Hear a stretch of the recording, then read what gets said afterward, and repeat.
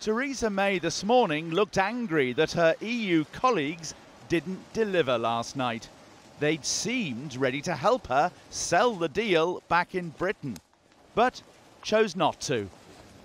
Then came what could go down as one of the great symbolic moments of Britain's 45 years of EU membership. On camera, the Prime Minister plainly lost her temper today with the European Commission President, Jean-Claude Juncker. At his press conference last night, Juncker had said Britain needs to tell Brussels what they want and stop being nebulous, he said, and imprecise. So today's subsequent row went like this, two lip readers have told us. "What did you call me?" May began. "You called me nebulous." "Yes, you did." "Nebulous, nebulous." "Yes, you did." "I didn't," said Juncker. "I didn't." And the arguments clearly continued after the camera had to leave. EU leaders turned up today, having cut from the proposed communiqué last night a pledge that the controversial Irish backstop, if needed, would only be in place for a short period. They also cut a promise to examine whether any further assurance can be provided. The Irish Taoiseach looked pleased. Very satisfied with the conclusions that we reached last night, which are that we as the European Union stand by the withdrawal agreement that was negotiated. We don't believe it's up for renegotiation. We're very keen to begin, as soon as it's ratified, talks on the future relationship. And the Romanian leader said to break the deadlock, We expect a positive vote from the British Parliament, not a summit. At her press conference this lunchtime, Theresa May pretty much admitted she had accused Jean-Claude Juncker of calling her nebulous. I had a robust discussion with Jean-Claude Juncker. I think that's the sort of discussion you're able to have when you've developed a working relationship and you work well together. What came out of that was his clarity that actually he'd been talking, when he used that particular phrase, he'd been talking about a general level of debate. And Mrs May insisted the talks over the Irish backstop would go on. We will be bringing a vote back to Parliament before the 21st of January. So we will be working expeditiously over the coming days to seek those further assurances that I believe MPs will need. And the European Council President said he would be available to help. I have no mandate to organise any further negotiations. We have to exclude any kind of reopening our negotiations on the withdrawal agreement. But of course, we will stay here in Brussels, and I am always at Prime Minister Theresa May's disposal. As for Juncker and his row with Theresa May, I was following the debate in the House, and I can't see where the British Parliament is heading at. And that's why I was saying that this was nebulous, foggy in English, so it was not... I was not addressing her. And in the course of the morning, after having checked what I said yesterday night, she was kissing me. As we head towards Christmas, Theresa May is seeking more concessions from Brussels. But what if she doesn't get them? Well, she'll probably plough on, hold the big Commons vote on the withdrawal agreement in January, and almost certainly lose it. What then are her options? Well, she could ask MPs what they think of other types of Brexit, such as Norway and Canada, and they'd probably get rejected as well. Then she could call a general election. But even if she were to get a majority this time, that wouldn't necessarily resolve matters. Another option? Hold another referendum. But that could make politics even more divisive than it is now. The other possibility? Simply leave the EU on March the 29th with no deal and keep the £39 billion divorce settlement. And predictably, there was little Christmas cheer for the Prime Minister today from her critics back home. She needs to come back, she needs to make a statement in Parliament on Monday and answer questions. And she needs to put that vote back to Parliament next week and let us vote on it. She knows that she has to get legally binding changes to the withdrawal agreement in order to get the consensus that she wants to get. So she knows what's needed, now she has to deliver on it. And the ERG group of Tory Brexiteer MPs are hinting they might go on strike. The critical thing is the Prime Minister went to Brussels to ask for some concessions, and unfortunately she's come back with absolutely sweet Felicity Arkwright. But you're hinting there you might withdraw your votes, not just on Brexit stuff, but other things too. Well, I think we should focus on this first. If there's no surprise seasonal gift from the EU soon, Theresa May has only hard choices left. Well, Michael joins us now from a Leave Means Leave rally in Westminster. Michael. I'm beginning to think. Well, this is a rally of, several hundred people here in the Queen Elizabeth Conference Centre. A cross-party lineup. They're hearing right now from Kate Hoey, the Labour MP. They'll also be hearing later from Graham Stringer, another Labour MP, and from people from other parties. Sammy Wilson from the DUP, Jacob Rees-Mogg, of course, the leader of the Conservatives ERG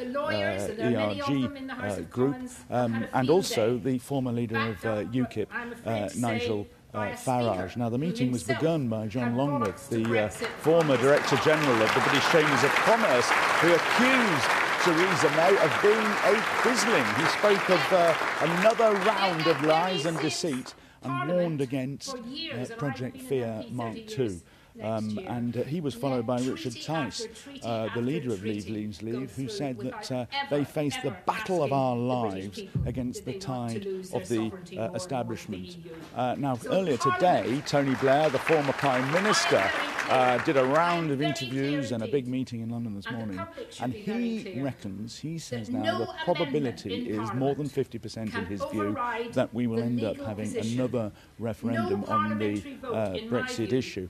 And really, this is what this rally is all about. For several months now, these people have been geared up to fight the possibility of another referendum.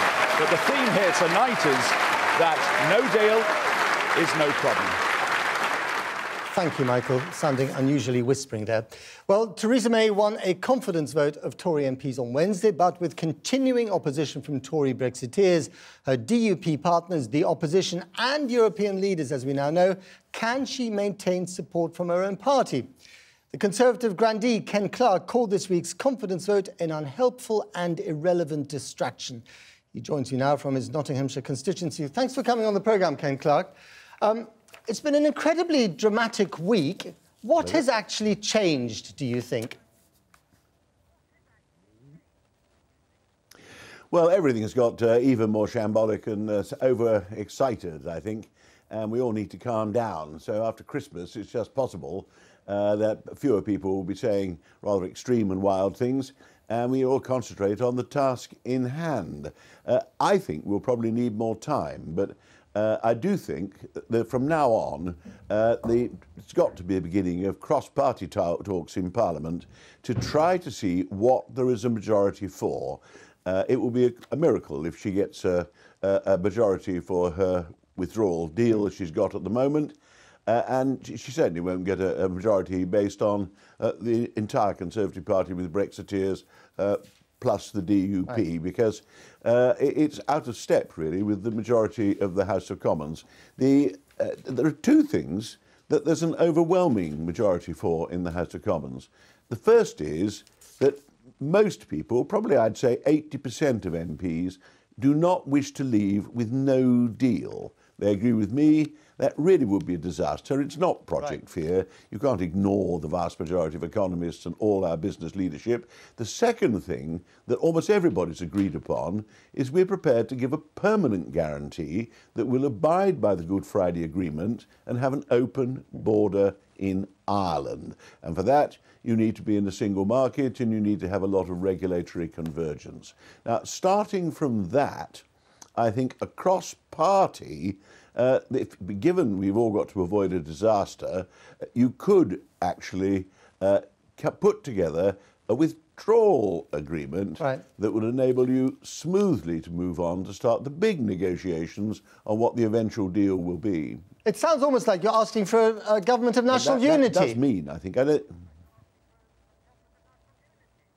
Well, I don't think in the present atmosphere it's going to be easy to form that. But what I'm asking for is that people should stop, just abandon their party politics. I think most people agree, front bench and back bench, both sides, that there are big historic issues involved here, and just see what a cross-party, front benchers perhaps, if not large blocks of back benchers from each of the parties, actually agree on what we are going to put forward. At the moment we're just talking about the withdrawal deal. After that, if you ever get one, you go after March into years of negotiation and what the eventual deal will be on all sorts of things we haven't even talked about yet. Now, I think it should be possible to put together the basis upon which we withdraw and start the negotiations. I do think the March 29th deadline probably will have to be put back, and I think we could revoke Article 50 and to give us more time and then say that we're going to reach an agreement, discover on what terms what we're going to change to if we leave, and then if the House still wants, invoke Article 50 again, and it'll only take a fortnight to put the agreement we've actually reached into place. But do you now accept that the deal as it stands is dead? Well, it will be something of a miracle if she can get a majority for it, because if she starts saying that the British have a unilateral right to cancel our treaty obligation to have an open border, which we can invoke at any time, which appears to be what the opponents in our party are saying is wrong with the withdrawal agreement, well, nobody's going to agree to that. And I don't want to cancel the Good Friday Agreement, and I don't think anybody wants to cause such bad relations with our friends in the Republic of Ireland and elsewhere.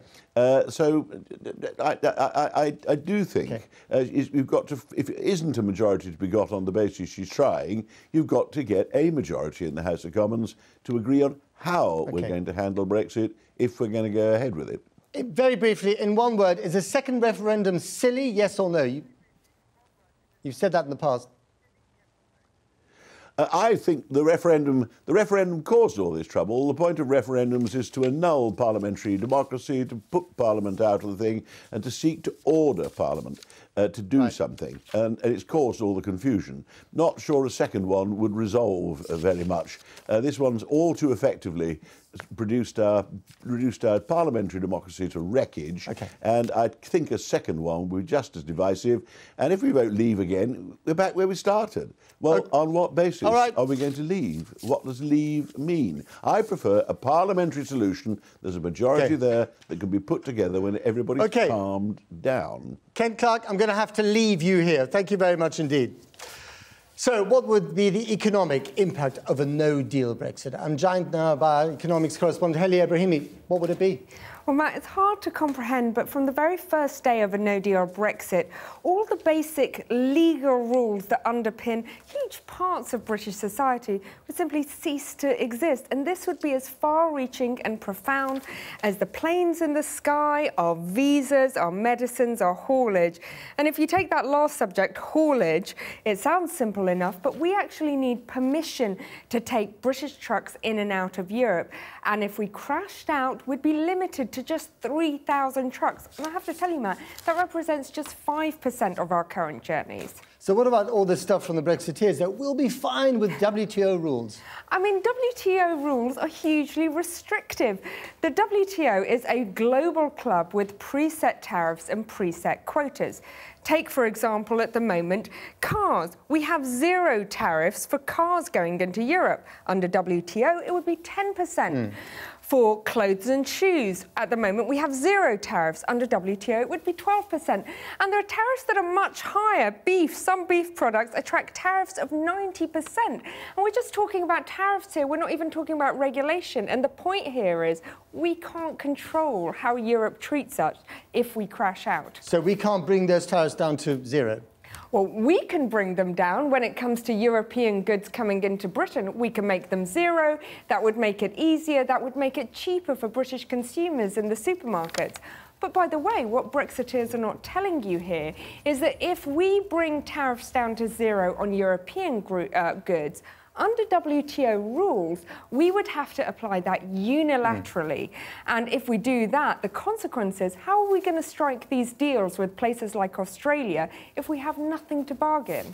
Good point. Helia, thanks very much. Fatima. Thanks, Matt. Well, a little earlier I spoke to the economist Gerard Lyons and to Carolyn Fairbairn, the Director-General of the Confederation of British Industry.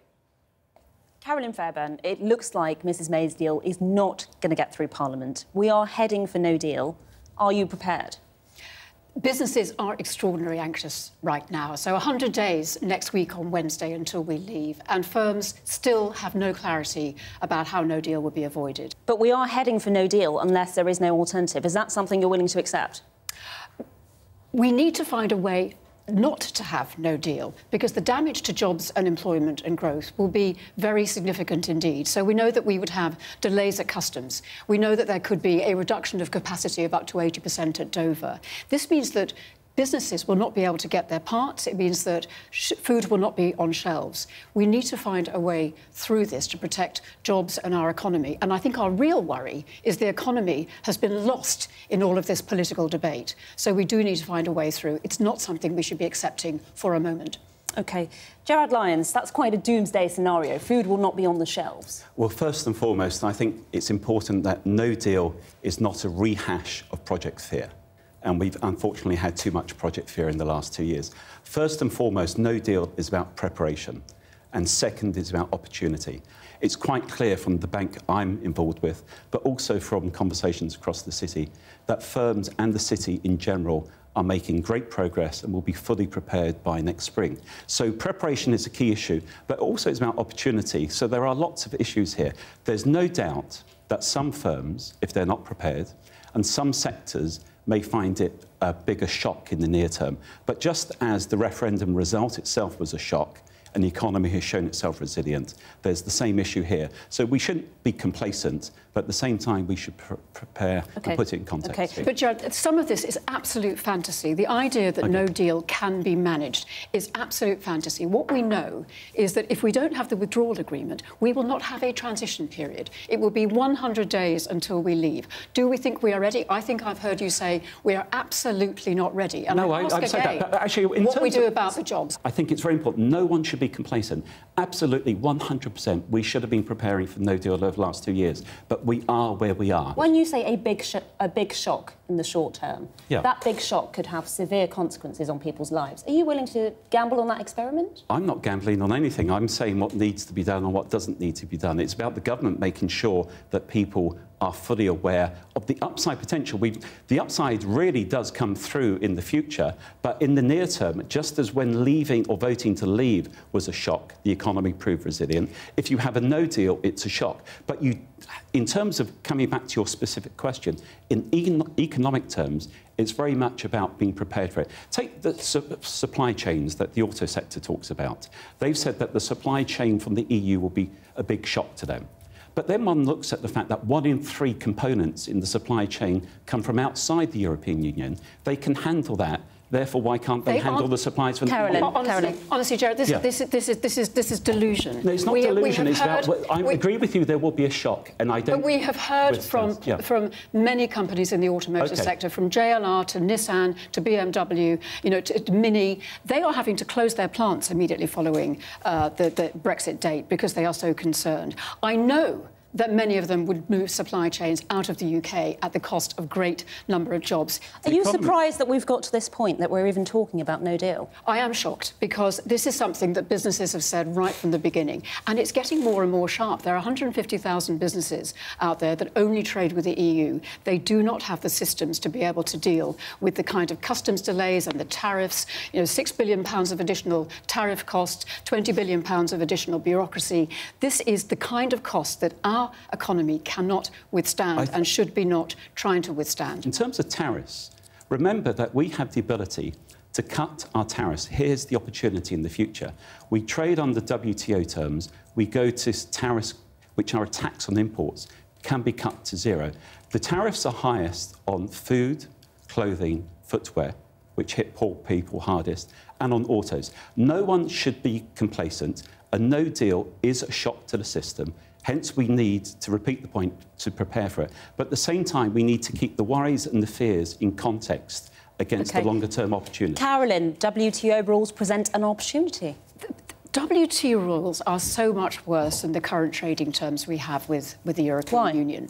Because the tariffs are so much higher and the regulation and the barriers are so much higher. So what's the worst-case scenario? We would face, for example, tariff barriers of up to 67% on lamb, and we currently have no tariff barriers. Remember, no deal is not crashing out or walking away.